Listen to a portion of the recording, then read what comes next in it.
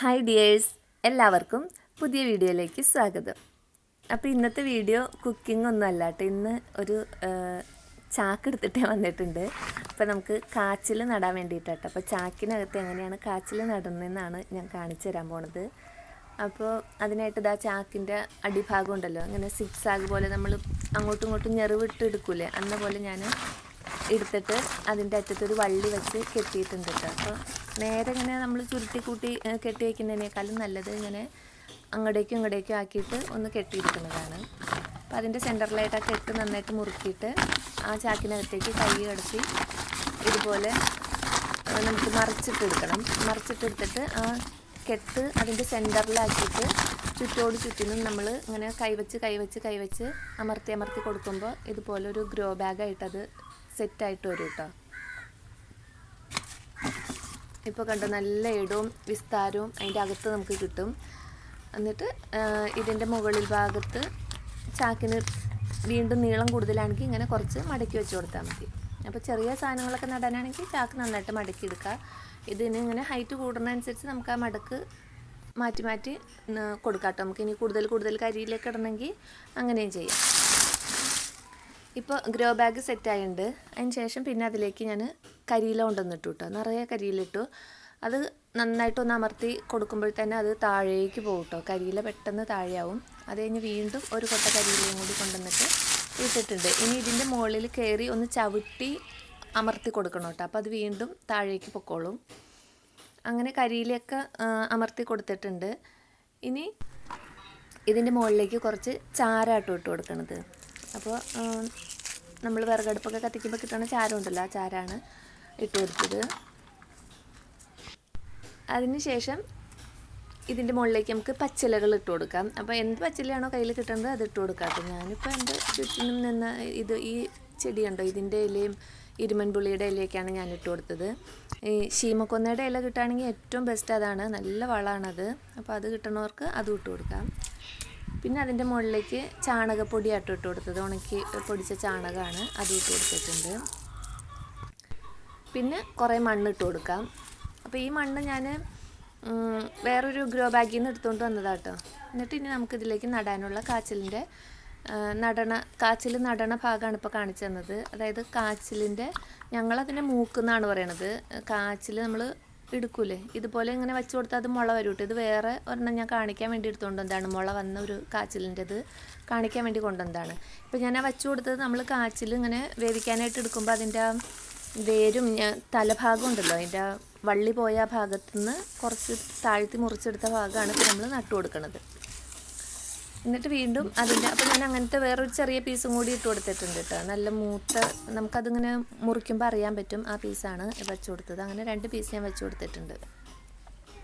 എന്നിട്ട് ഞാനിത് വയ്ക്കാൻ പോണ സ്ഥലത്ത് സെറ്റ് ചെയ്ത് വെച്ചിട്ടുണ്ട്. ഇവിടെയായിരുന്നു ഞാൻ ആദ്യമേ ഒരു കാച്ചിൽ നട്ടത്. ഞാൻ പറിച്ചെടുത്തിട്ടുണ്ട്, അത് ഞാൻ കാണിച്ചു തരാം. അവിടെ തന്നെയാണ് ഞാൻ വീണ്ടും കൊണ്ടുപോയി വയ്ക്കണേ. അപ്പോൾ ഈ മണ്ണ് കാണുമ്പോൾ ഞാൻ ആദ്യം വിളവെടുത്ത ചാക്കിലെ മണ്ണാണ് കേട്ടത്. അപ്പോൾ അതിനകത്ത് ഇനി കുറച്ച് നനച്ചു കൊടുക്കണം. അപ്പോൾ അത് കുത്തി ഒഴിച്ച് നനച്ച് മണ്ണ് മുഴുവൻ മാറിപ്പോവാതെ വളരെ സ്ലോ ആയിട്ട് ചുറ്റും നനച്ചു കൊടുത്തിട്ടുണ്ട്. പിന്നെ വീണ്ടും ഞാൻ കുറച്ച് ഈർപ്പമുള്ള കരിയില, അതായത് കുറച്ച് ഒരു 2 ആഴ്ചയായി ഞാൻ ഇങ്ങനെ കെട്ടി വെച്ചേക്കായിരുന്നു ഒരു ചാക്കിനകത്ത്. അപ്പോൾ അത് കുറേയൊക്കെ പൊടിഞ്ഞിട്ടുമുണ്ട്, അതിനകത്ത് നല്ല ഈർപ്പമുണ്ട്. ആ കരിയില വീണ്ടും ആ മണ്ണിൻ്റെ മുകളിലേക്ക് അതും ഇട്ടിട്ട് ഇതുപോലെ നല്ല ഹൈറ്റുള്ളൊരു മരത്തിൻ്റെ ചുവട്ടിൽ വെച്ച് കൊടുത്തിട്ടുണ്ട്. ഇനി കാണിക്കാൻ പോണത് ഞാൻ കഴിഞ്ഞ വർഷം നട്ട കാച്ചിൽ വിളവെടുക്കണത് കേട്ടോ. അപ്പോൾ ഇതുപോലെ ഇപ്പോൾ ഞാൻ കാണിച്ച പോലെ തന്നെയാണ് ഞാൻ ആ കാച്ചിൽ കഴിഞ്ഞ വർഷം നട്ടു വെച്ചത്. അപ്പോൾ ഇനിയിപ്പോൾ ഞാൻ നേരത്തെ കാണിച്ചില്ലേ, മണ്ണിട്ട് കൊടുത്തില്ല, ആ മണ്ണ് ഈ ചാക്കിനകത്തുണ്ടായ മണ്ണാണ് ഞാൻ ഇട്ട് കൊടുത്തത് കേട്ടോ. അപ്പോൾ നമുക്ക് ഈ മണ്ണ് നമ്മൾ ഒരു കെമിക്കലും ഒന്നും ചേർക്കാത്ത മണ്ണല്ലേ. അപ്പോൾ നമുക്ക് കരിയിലയും നമ്മുടെ വളങ്ങളെല്ലാം പൊടിഞ്ഞ മണ്ണ് തന്നെയാണ്. അപ്പോൾ അത് നമുക്ക് വീണ്ടും യൂസ് ചെയ്യാം. അപ്പോൾ ആ മണ്ണാണ് ഞാൻ ആ ചാക്കിലേക്ക് ഇപ്പോൾ ഗ്രോ ബാഗ് നിറച്ചപ്പോൾ ഇട്ട് കൊടുത്തത്. എന്നിട്ടാണ് അതിൻ്റെ മുകളിൽ വീണ്ടും കരിയിലിട്ടിട്ട് ഞാൻ ആ മരച്ചോട്ടി കൊണ്ടുപോയി വെച്ചിട്ടുള്ളത്. പിന്നെ കാച്ചിൽ നടുമ്പോൾ ശ്രദ്ധിക്കേണ്ട ഒരു കാര്യം എന്താണെന്ന് വെച്ച് കഴിഞ്ഞാൽ, നല്ല ഹൈറ്റിന് പോകണം കാച്ചിലിന്. ഈ വള്ളികൾ മുകളിലേക്ക് പടർന്ന് കയറണം. അപ്പോൾ എത്ര ഉയരമുള്ള ഒരു മരം ഉണ്ടോ അതിൻ്റെ ചോട്ടിൽ വേണം വെച്ച് കൊടുക്കാൻ. അതായത് ഉയരം കൂടണ അനുസരിച്ചിട്ടാണ് അതിന് വിളവ് കൂടണേന്നാണ് പറയണത് കാച്ചിലിന്. ആ സമയം നമ്മൾ കപ്പ, ചേന, ചേമ്പൊക്കെ നടുമ്പോൾ എവിടെ വേണമെങ്കിലും വെച്ചാൽ മതി, അത് ഇങ്ങനെ പടർന്ന് പോകില്ലല്ലോ. പക്ഷേ കാച്ചിലിങ്ങനെ വള്ളി വീശി പോണ കാര്യങ്ങളൊക്കെ നമ്മൾ നടുമ്പോൾ നല്ല ഹൈറ്റുള്ള മരങ്ങളുടെയൊക്കെ ചോട്ടിൽ കൊണ്ടുപോയി വെച്ചാൽ ആ മരത്തിലേക്ക് അത് പടർന്ന് കയറിക്കോളൂ കേട്ടോ. അപ്പോൾ ഇനിയിപ്പോൾ മരങ്ങളൊന്നും ഇല്ല, എന്താ ചെയ്യണേ, അങ്ങനെ വിഷമിക്കേണ്ട. അപ്പോൾ നമുക്ക് ടെറസൊക്കെ ഉള്ളവർക്ക് അതിൻ്റെ സൈഡിലൊക്കെ ഇങ്ങനെ ഹുക്കുകൾ ഉണ്ടാവില്ലേ, അപ്പോൾ അതിൻ്റെ ചോട്ടിൽ ഈ ചാക്ക് കൊണ്ടുപോയി വെച്ചിട്ട് കാച്ചിലിൻ്റെ വള്ളി വീശി തുടങ്ങുമ്പോൾ അതിലേക്ക് കയറ് കെട്ടി പടർത്തി മുകളിലേക്ക് വിട്ടാൽ മതി, എന്നാലും കാച്ചിലുണ്ടായി കിട്ടും. അങ്ങനെ കഴിഞ്ഞ വർഷം നട്ട കാച്ചിലാണ്. അപ്പോൾ ഈ നട്ട് കഴിഞ്ഞിട്ട് നമ്മൾ കരിയിലേക്ക് ഇട്ട് വെള്ളമൊക്കെ ഒഴിച്ച് കൊടുക്കണം കേട്ടോ. ഒരാഴ്ച നമ്മൾ നനച്ചു കൊടുക്കണം, കാരണം വേനലായാലാണ്. മഴക്കാലത്താണെങ്കിൽ പ്രശ്നമില്ല, വേനൽക്കാലത്ത് നനച്ചു കൊടുക്കണം ദിവസം. ഒരാഴ്ച ഫുള്ള് നമ്മൾ നനച്ചു കൊടുത്തിട്ട് പിന്നെ ഒന്നരാടം വെച്ച് നനച്ചു കൊടുത്താൽ മതി. അത് കഴിഞ്ഞിട്ട് നമ്മൾ ഈ കരിയിലകളൊക്കെ ഇങ്ങനെ താഴ്ന്നു പോകും. ഇതെല്ലാം കമ്പോസ്റ്റായിട്ട് പൊടിഞ്ഞ് താഴ്ന്ന് പോയി കഴിയുമ്പോൾ നമ്മൾ എന്ത് ചെയ്യണമെന്ന് വെച്ചാൽ വീണ്ടും അതിൻ്റെ മുകളിൽ കരിയില ഇട്ട് കൊടുക്കണം. പിന്നെ നമ്മുടെ വീട്ടിൽ കഞ്ഞിയുടെ വെള്ളമൊക്കെ ഉണ്ടല്ലോ, കഞ്ഞി വെള്ളമൊക്കെ ആ കരിയിലയുടെ മുകളിൽ ഒഴിച്ചു കൊടുത്താൽ കരിയില പെട്ടെന്ന് ഡൈജസ്റ്റ് ആയിട്ട് അത് ഇങ്ങനെ കമ്പോസ്റ്റായി മാറിക്കോളും. അപ്പോൾ വീണ്ടും കരിയില ഇട്ട് കൊടുക്കുക. പിന്നെ പച്ചിലകളും നമുക്ക് കിട്ടണം, കുറച്ച് മണ്ണ് വേണമെങ്കിൽ മണ്ണിടാം. അങ്ങനെ നമുക്ക് ഇപ്പം ഇങ്ങനെ ചെയ്ത് വെച്ചതിൻ്റെ പുറത്ത് വീണ്ടും അങ്ങനെ ചെയ്തുകൊണ്ടിരിക്കുക കേട്ടോ. ഇനിയിപ്പോൾ ഒന്നും ചെയ്യാതെ വെറുതെ മണ്ണിൽ നട്ടാലും കാച്ചിലും ചേനയും ചേമ്പൊക്കെ ഉണ്ടാവും. പക്ഷേ ഇങ്ങനെ നടുകയാണെങ്കിലാണ് ഇപ്പോൾ ഞാൻ ഇത് വിളവെടുത്തപ്പോൾ കണ്ടില്ലേ, നല്ല ചെറിയൊരു പീസാണ്. ഞാൻ കഴിഞ്ഞ വർഷം എനിക്ക് എൻ്റെ ഉമ്മച്ചി തന്ന കാച്ചിലിൻ്റെ ഇത് നട്ട് വെച്ചതാണ്. ഇപ്പോൾ അത് അത്യാവശ്യം നമുക്ക് കഴിക്കാനുള്ള കാച്ചിൽ കിട്ടിയിട്ടുണ്ട്. ഇത് ഇവിടെ പറയണ ഇതിന് ചോരക്കാച്ചിൽ നട്ടോ. അപ്പോൾ ഇതിന് നീലക്കാച്ചിൽ, പർപ്പിൾ കാച്ചിൽ, അങ്ങനെ പല പേരുമുണ്ട്. ഇത് കണ്ടില്ലേ, നല്ല ബീട്രൂട്ട് മുറിച്ച പോലെ ഇരിക്കണത്.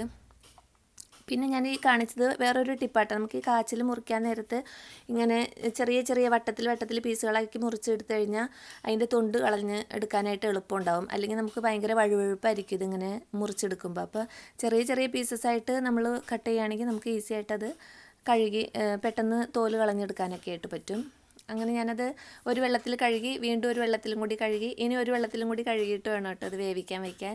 പക്ഷേ ഇതിങ്ങനെ കഴുകാൻ എനിക്ക് തോന്നണില്ല കേട്ടോ. ഓരോ പ്രാവശ്യം കഴുകുമ്പോഴും നല്ല കളറായിട്ട് ഉജാല മുക്കിയ വെള്ളം പോലെ ഉണ്ട്. ഇതിന് നല്ല വൈറ്റമിൻ ഉണ്ടാവും, ഇരുമ്പ് സത്ത് ഉണ്ടാവും, അതായിരിക്കും ഇത്ര നീല നിറം. അങ്ങനെ ഇത് കഴുകി ഞാൻ ക്ലീനാക്കി എടുത്തിട്ടുണ്ട്. ഇനി നമുക്കിത് വേവിക്കാൻ വയ്ക്കാം. അപ്പോൾ ഇത് ഞാൻ കുക്കറിലാട്ടോ വേവിച്ചത്. ശരിക്കും ഈ നീലക്കാച്ചിലിന് ഒട്ടും വേവില്ല. അപ്പോൾ നിങ്ങൾക്ക് ഇങ്ങനെ നീലക്കാച്ചിൽ കിട്ടുകയാണെങ്കിൽ അത് കുക്കറിൽ വേവിക്കണം എന്നില്ല. നമ്മൾ ഈ മധുരക്കിഴങ്ങൊക്കെ വേവിക്കും പോലെ ആവി കയറ്റി എടുത്താൽ മതി. അതല്ലെങ്കിൽ കുറച്ച് വെള്ളത്തിൽ വേവിച്ച് ആ വെള്ളത്തിൽ തന്നെ വറ്റിച്ചെടുത്താൽ മതി. പിന്നെ അതിന് ഞാനൊരു ചമ്മന്തിയും കൂടി ഉണ്ടാക്കിയിട്ടുണ്ട്, ഉള്ളിയും മുളകൊക്കെ വെച്ചിട്ട്. അപ്പോൾ കാച്ചിലും ഉപ്പിട്ട് വേവിച്ചു കേട്ടോ. ഇതിന് ഈ നീലക്കാച്ചിലിന് ചെറിയൊരു മധുരം ഉണ്ട് കേട്ടോ. നമുക്ക് ഈ ബീട്രൂട്ടൊക്കെ കഴിക്കും പോലെ അത്ര മധുരം ഇല്ലെങ്കിലും അത്യാവശ്യം മധുരം ഈ കാച്ചിലിനുണ്ടായി. ഞാനിപ്പോൾ നീലക്കാച്ചിൽ ആദ്യമായിട്ടാട്ടോ ഞാൻ കഴിച്ചത്, എനിക്ക് നല്ല ഇഷ്ടമായി. അങ്ങനെ ചായ ഉണ്ടാക്കിയിട്ടുണ്ട്. അപ്പോൾ ഇന്നത്തെ വീഡിയോ ഇതാണ്. വീണ്ടും അടുത്ത വീഡിയോയിൽ അടുത്ത വിശേഷങ്ങളുമായിട്ട് വരാം.